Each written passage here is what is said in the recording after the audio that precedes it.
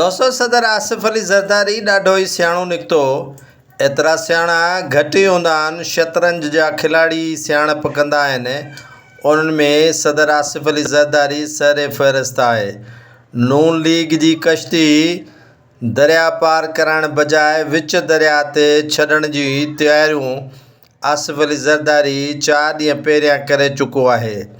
आसिफ अली ज़रदारी लाहौर में पार्टी कारकुननि ऐं वारिस मीर जे वर्सीअत जे ख़िताब दौरान वाज़े कयो त अगरि नून लीग खां हुकूमत नथी हले त महल सां हथ कढी वञे, छो त हुनखे यकीनन सदर पाकिस्तान आहे। इन मामलात जी सॼी मालूमात हूंदी त सुप्रीम कोर्ट जो फ़ैसिलो मख़सूस सीटुनि बाबति छा चुणो आहे ऐं नून लीग उन खां पोइ किथे बीहंदी, उहो तयन आसिफ अली ज़रदारी पहिरियां ई करे चुको आहे।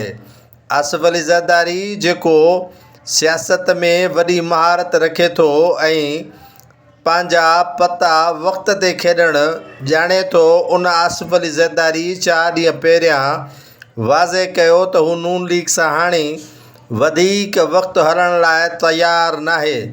नून लीग जे परेशानियुनि में अॼु वधीक इज़ाफ़ो उन वक़्तु थियो जॾहिं खांस मख़सूस सीटूं सुप्रीम कोर्ट जे आर्डर ते फुरियूं वयूं। उन में पीपल्स पार्टीअ खे त घटि नुक़सानु पहुतो आहे, पर नून लीग खे नुक़सानु वधीक पहुतो आहे।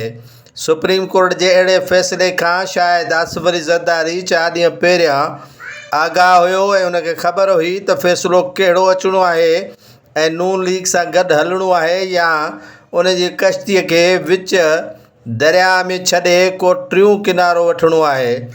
वाज़े रहे त अॼु सहाफ़ियुनि तजिया कया आहिनि त सदर आसिफ अली ज़रदारी जा मामलात PTI जी मौजूदा क़यादत सां तक़रीबन तय थी चुका आहिनि।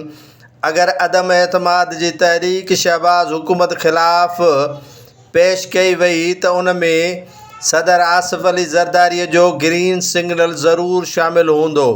आसिफ अली ज़रदारी चंद ॾींहं पहिरियां पंहिंजे मौक़िफ़ खां कारकुननि ऐं क़ौम खे बि आगाह करे चुको आहे त हू नून लीग सां हाणे घणो वक़्तु हलण लाइ तयारु नाहे। नवाज़ लीग ॿुॾतर जो शिकार थी वई आहे। अगरि नून लीग सां इतिहादी पाकिस्तान पीपल्स पार्टी बि इतिहाद छॾे वेंदी त पोइ हुकूमत जो बाक़ी रहणु ॾाढो मुश्किल बणिबो।